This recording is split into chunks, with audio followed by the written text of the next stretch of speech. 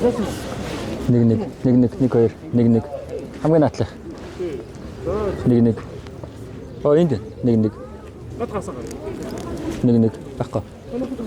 Дарсаа. Тэр салцсан ба шүү дээ. Хар дээр салцсан байна.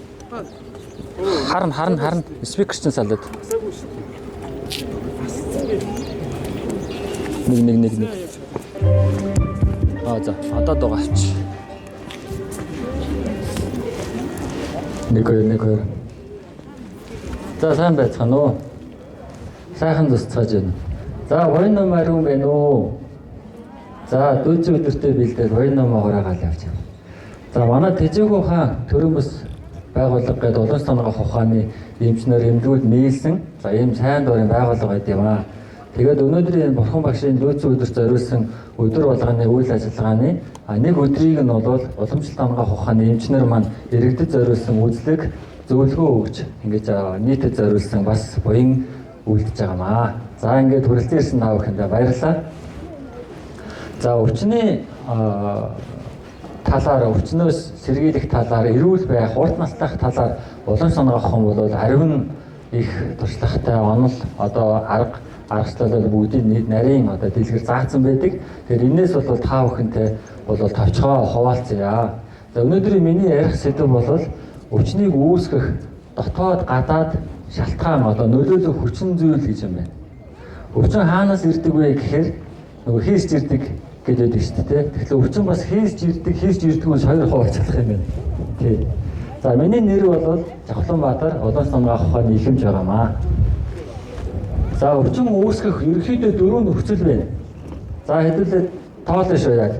За нэгдүгээрт нь цаг үйлрэл байна. За цаг үйлрэлийг цаана байна юу вэ? За өнөөдөр бол зуны тэргуун сар ингээд 4 үйлрэлтэй бид нэр өвөл хавар зон намар гэдэг энэ дөрөв мэдэж байна уу? Тэ? Дуу сонсогдож байна уу? За тэгэхээр энэ 4 үйлрэл бол өвчнийг одоо үүсгэх нэг хүчин зүйл болдог байна. Тэгэхээр энэ дээр яаж өвчнөөс сэргийлэх үү гэхээр нөгөө хүйтэн үйлрэл дулаан байх, дулаан үйлрэл хувцас нэмгэлэх, үйлрэлтэй тохируулаад хувцас хоолыг тохируулахыг хэлж байгаа. За хоёрдугаарх нөхцөл нь гинтийн одоо адын нөхцөл гэж байдаг. Аваараас бол байна уу? Байгаа шүү дээ. Хүн бүсийн хорлолгоо сонсч ирсэн үү? За лусад торлогджээ. Тэ газар ухажсанаа ингэж гэдэг. Гинтийн ийм нөгөө хүн бүсийн хорлол гэдэг ойлголт. За энэ бол өвчин үүсгэх хоёр дахь том хүчин зүйл. Гуравдугаарх нь эдээ хоол унд одоо бид нар өдөр тутамдаа идэж байгаа хоол ундан дээр бид нар яах нь тохируулж идэхгүй бол энэ нь өвчин үүсгэх юм байна. Уул нь бол хоолоо идээд амьдраад байгаа шүү дээ. Тэгтэл хоолоо буруудаснаар л өвчин үүсэж байгаа юм байна. За ингээд 3 боллоо. За дөрөвдөх нь юу гэж бодож байна? Дөрөвдөх нь юу вэ? Уур хэлэн. За харж байгаа хэл ам уу? Атайчтай юу? Хөдөлгөөн. За энэ зөв хэлж байна. Бидний өдөр тутмын явах, суух, хэвтэх, за дасгал хөдөлгөөн хийж гэнэ үү, хийхгүй байна уу гэдэгтэй хамаарантай. Ерөнхийн онлын нэр томьёо нь бол явдал мөр гэж хэлж байгаа. За дахиад нэг санчуу. Гадна цаг үйлрлийн ойлголт байна. Хүн бүсийн хорлол гэж байна. Хоол унд байна. Тэгээд явдал мөр гэж байна. Хэрвээ шөнө унтахгүй бол энэ явдал мөр буруудаж байна гэсэн үг. Ингээ ойлгож болж байна тий. Шөнө унтахгүй бол уул нь бид нар чи явах хэрэгтэй лээ. Өдөр идээд шөнө унтчих хэрэгтэй. Зарим нэг араатай амтан бол өдөр нь унтаж шөнө нь явдаг амтан байна. Тийм амтан байгаа тий. Шөнө явдаг амтан.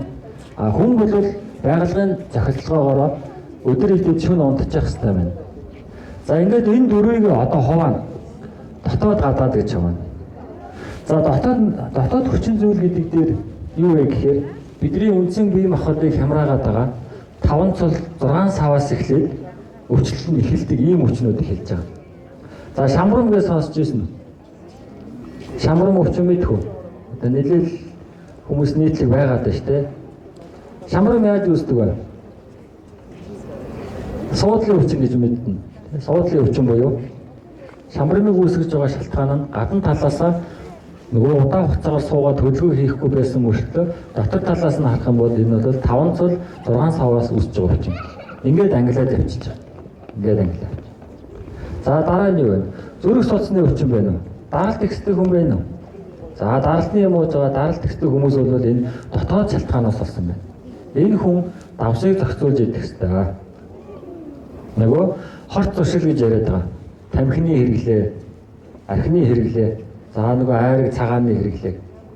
За сүүлийн үед нөгөө эрүүл мэндэд дэмжиж гин, эрүүл байх гэж гин, дархлаагаа дэмжиж гин гэдэг хүмүүс аарц, чацаргана гэдэг зүйлийг хэтрүүлэн хэрэглэж байна. Энд чинь бол цай хэлбэрээр хэвэл одоо үйлдвэрлэлчд байгаа боловч уг өөрийнх нь мөн чанар нь эмийн урам болов эмч урам болох гэх. Яг бид нар эм шиг хэрэглэж явах хэрэгтэй. Эмчийн жороор хэрэглэж байвал бүр сайн гэж. За дараагийн өвчин юу вэ? Ходоод уу? Цээж харсдаг хүн байна уу? За энэ бол бас дотоод шалтгаан юм. Дотоод шалтгаан. Хоолоо буруудуулсан байна. Хоол яагаад буруудаж байгаа вэ? Нэгдүгürt нь идэх цаг нь буруу байна. Өглөө өлийн явж яснаа, өдөржин хоос явж яснаа, орон найз нь төмбөнгөөр нь таваагаар нь идчихэв. Өглөө явж байгаа. Хонсон хоол идчихэв. Энэ монголчууд аимшигтэй. Хонсон хоол идэнэ. Тэр хонсон хоол идэх юм уу, их оройтож идэх юм бол цээж хорсох буюу ходоодны өвчний нэг жишээ нь одоо цээж хорсож байгаа ихэнхтэн тохиолдож байгаа зөвөр энэ байна. За одоо дараагийн 3 дахь нэг зүйл нь бол халуун хоол, хүйтэн, ундаа ус, пяв, арх марх. Нэх гоё халуун хоол асна хажууд нь мөстэй ундаа тавьсан. Эсвэл хөргөчний температуртай хөргөчнөөс ингээ хүүхэлтэй ундаа ус авч байгаа. Энэ хамгийн буруу юм байна. Тэгэхээр зөв хооллолтын суурь нь цагтаа ид. Өглөөний хоол, өдрийн хоол, оройны хоолыг яг цагт нь идчих. Их баг нь хамаагүй гэж. Өөр нь бол хойчны монгол хэлэнд хязгаарнаас хэн хэлсэн мэдэхгүй. Гэхдээ юу гэдэг те? Өглөөний хоолыг өөртөө, өдрийн хоолыг найзтай, оройны хоолыг дайсандаа гэдэг. Гэтэл хүмүүсийн нийтлэг ингээд ажиглаад ахаар хүмүүс ихэнх нь яаж юм гэхээр орой л идэх юм. Тэгэхээр яаж юм баг өөртөө дайсан зарлаад байгаа юм шиг байна. За 4 дахь 5 дахь гэх юм уу дараагийн нэг зүйл нь бол жингийн хэлбэлзэлтэй хүмүүс жингээ барих нэрээр орой хоол идэхгүй буюу маха хоол идэхгүй байж яснаа тараг он жимс идэнэ. Ус он.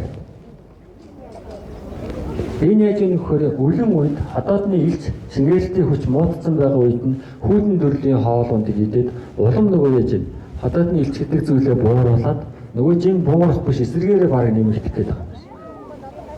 Тэгэхээр энэ дээр нарийн одоо уламжлалтын эмч нарын мэдлэгийг бол ашиглах хэрэгтэй.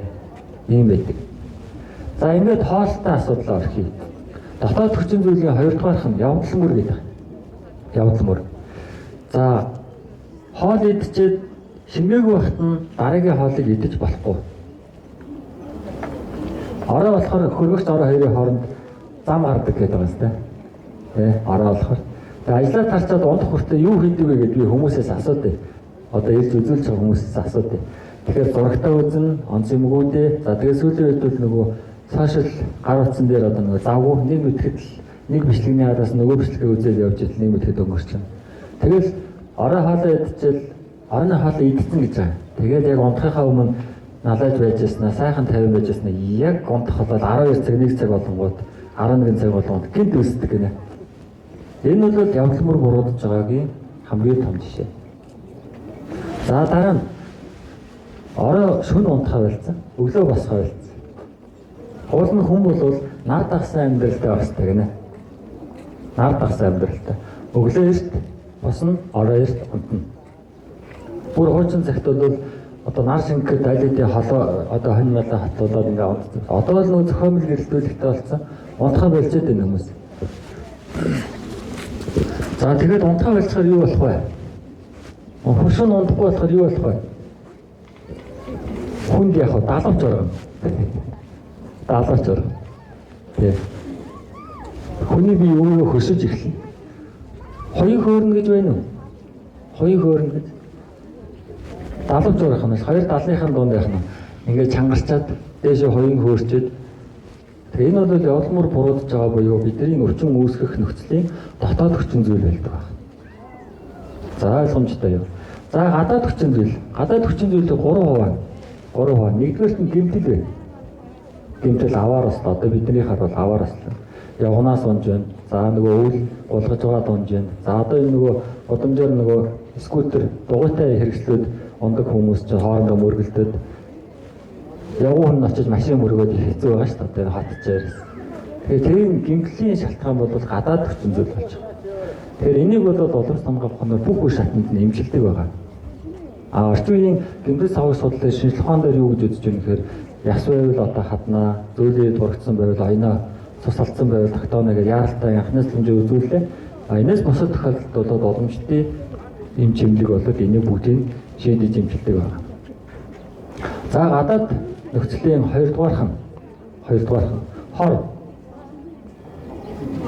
хор уужсэн хүн бэ нэ? За одоо манайхан ч нөгөө энэ тентгийн ураны хор, цианатын хор гэж гаднаас хайгаад байгаа тийм. Гэтэл тэр хор ирж биднийг хорлолоо бас хол юм байна л да. Бид нар ямар хооронд хордоод байна вэ гэхээр хоорондоо үл зохицдог буюу хамт идэж болдгоо хоолыг идээд идэв. За жишээ нь юу вэ? Хоньны мах 100 хонох юм бол муу гэсэн.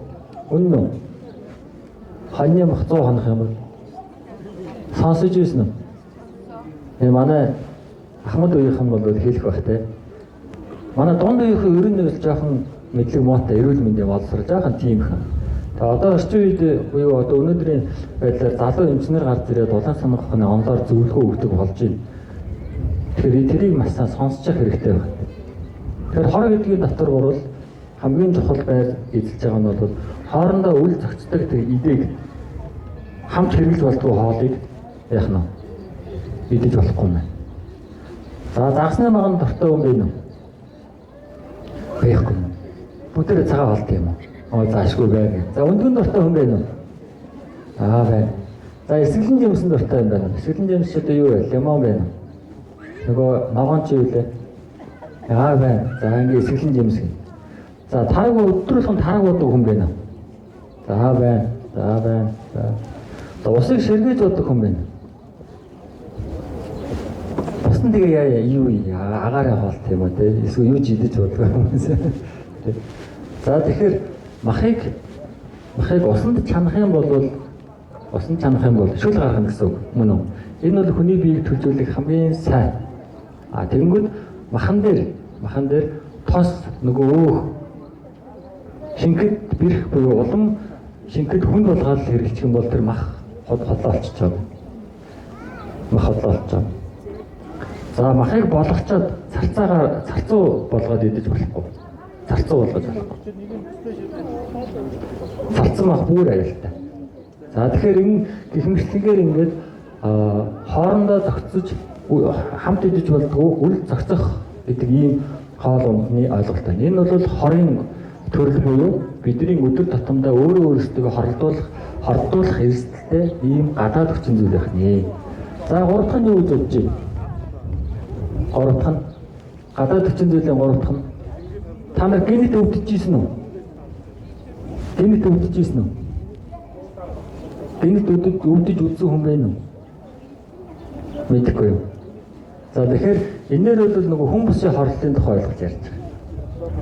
Дээрээс ад хорлно, завсрын ад хорлно, доод ад хорлно гэж байна. Хүн өөрөө зөв бодолтой, зөв сэтгэлтэй зөв явах юм бол тэр ад ирж хорлохгүй гэж. Тэгэхээр энийг яагаад уламжлалтын эмч яриад байна вэ гэхээр манай ангаах ухаан бодын 10 ухааны их ухааныхын нэг ухаан байна. Тэгэхээр уламжлалтын эмч нар яах нь? Яг сан тавиад заслыг явахгүй. Гэхдээ таны хүчний шалтгаанд гадаад хүчин зүйл вэ нү гэдгийг зурхаан аргаар ангаах ухааны зурхаан аргаар онцлох боломж үйдэг. Том байна уу? Энийг тэгэхээр бид нар ярих хэрэгтэй байгааз ярина гэсэн. Тэгэхээр хүн өөрөө зөв сэтгэлтэй байвал энэ хүн бүсийн хорлолт буюу гадаад хүчин зүйлд бол хорлогдохгүй байдаг. За жишээ нь тэр гадаад хүчин зүйлийн нэг бас энэ адад хорлогдох юм бол ямар шин тэмдэг илэрх вэ гэхээр сэтгцийн асуудал байна. Сэтгцийн асуудал. Одоо манай сэтгцийн эрүүл мэндийн төвд хэвтээд байгаа галзуурсан хүн байна. Галзуурсан хүн харж байсан уу та? сэтгцэн өөрчлөлт орсон сэтгцэн эмгэг гэж ярьж байгаа. Тэгэхээр энэ төрлийг бол бүгднийг энэ адын хүчинд хамааруулж гадаад нөлөөлөх одоо өвчин үүсгэхэд нөлөөлөх гадаад хүчин зүйлд оруулж авдаг байна. За ингээ өнөөдрийн миний ярих сэдв энэ хүрээд өнгөрлөж байна. За анхаарал хандуулсанд баярлалаа. Бүгдэнд нэрүүлээ хийгсье. За баярлалаа.